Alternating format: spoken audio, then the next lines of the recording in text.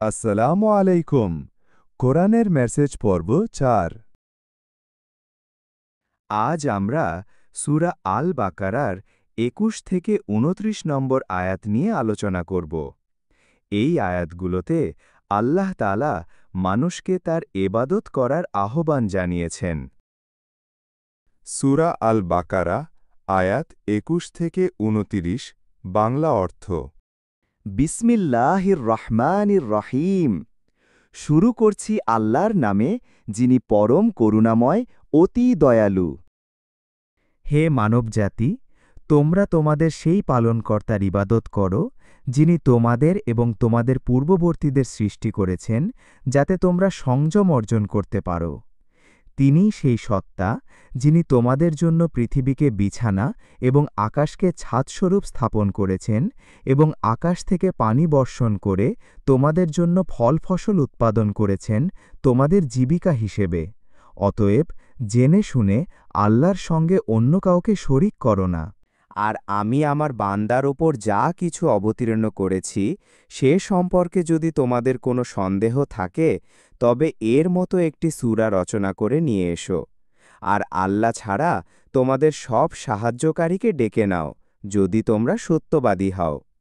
আর যদি তা করতে না পারো এবং কখনোই পারবে না, তবে সেই আগুনকে ভয় করো, যার ইন্ধন হবে মানুষ ও পাথর, যা কাফিরদের জন্য প্রস্তুত রাখা হয়েছে।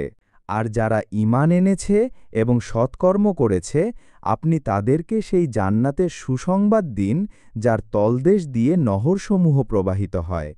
যখনই তাদেরকে তা থেকে কোনো ফল খেতে দেওয়া হবে, তারা বলবে, এটা তো তাই যা আমাদের আগেও দেওয়া হয়েছিল। আর তাদেরকে একই রকম ফল দেওয়া হবে এবং সেখানে তাদের জন্য পবিত্র সঙ্গিনী থাকবে এবং তারা সেখানে চিরকাল থাকবে। নিশ্চয়ই আল্লাহ মশা কিংবা তার চেয়েও তুচ্ছ কোনো কিছুর উপমা দিতে সংকোচ বোধ করেন না। সুতরাং যারা ঈমান এনেছে তারা জানে যে এটা তাদের পালনকর্তার পক্ষ থেকে সত্য, কিন্তু যারা কুফুরি করেছে তারা বলে, এ উপমা দ্বারা আল্লাহর উদ্দেশ্য কি? এর দ্বারা তিনি অনেককে বিপথগামী করেন এবং অনেককে সৎপথে পরিচালিত করেন, আর তিনি কেবল পাপাচারীদেরই বিপথগামী করেন। যারা আল্লাহর সঙ্গে দৃঢ় অঙ্গীকারে আবদ্ধ হওয়ার পর তা ভঙ্গ করে, আল্লাহ যে সম্পর্ক অক্ষুণ্ণ রাখতে আদেশ করেছেন তা ছিন্ন করে এবং পৃথিবীতে অশান্তি সৃষ্টি করে বেড়ায়, তারাই ক্ষতিগ্রস্ত। তোমরা কিভাবে আল্লাহকে অস্বীকার করো, অথচ তোমরা ছিলে প্রাণহীন? তিনিই তোমাদের জীবন দান করেছেন, আবার তোমাদের মৃত্যু ঘটাবেন এবং পুনরায় জীবিত করবেন। অবশেষে তারই দিকে তোমাদের ফিরে যেতে হবে। তিনি সেই সত্তা, যিনি পৃথিবীর সবকিছু তোমাদের জন্য সৃষ্টি করেছেন। অতঃপর তিনি আকাশের দিকে মনোনিবেশ করেন এবং তাকে ৭ আকাশে বিন্যস্ত করেন, আর তিনি সর্ববিষয়ে সম্যক অবগত। আয়াতের সারাংশ। এই আয়াতগুলোতে আল্লাহ তাআলা সমগ্র মানবজাতিকে তার ইবাদত করার আহ্বান জানিয়েছেন। তিনি মানুষকে তাদের ও তাদের পূর্বপুরুষদের সৃষ্টির কথা স্মরণ করিয়ে দিয়ে তাকওয়া অর্জনের নির্দেশ দেন। আল্লাহ তার কিছু নেয়ামতের কথা উল্লেখ করেছেন, যেমন পৃথিবীকে মানুষের বসবাসের উপযোগী করা, আকাশকে ছাদস্বরূপ বানানো এবং বৃষ্টিবর্ষণের মাধ্যমে মানুষের জন্য ফল-ফসল উৎপাদন করা। এসব নেয়ামতের কথা স্মরণ করিয়ে দিয়ে তিনি তার সঙ্গে কাউকে শরিক করতে নিষেধ করেছেন। এরপর আল্লাহ তাআলা কোরআনের সত্যতা নিয়ে সন্দেহ পোষণকারীদের প্রতি চ্যালেঞ্জ ছুড়ে দিয়েছেন। যদি তারা মনে করে যে এই কোরআন মানুষের রচিত, তবে তার মতো একটি সূরা তৈরি করে আনার জন্য আহ্বান জানানো হয়েছে।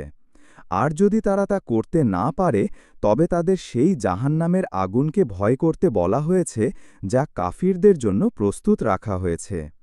পরবর্তী আয়াতগুলোতে ঈমানদার ও সৎকর্মশীলদের জন্য জান্নাতের সুসংবাদ দেওয়া হয়েছে, যেখানে তারা চিরকাল থাকবে।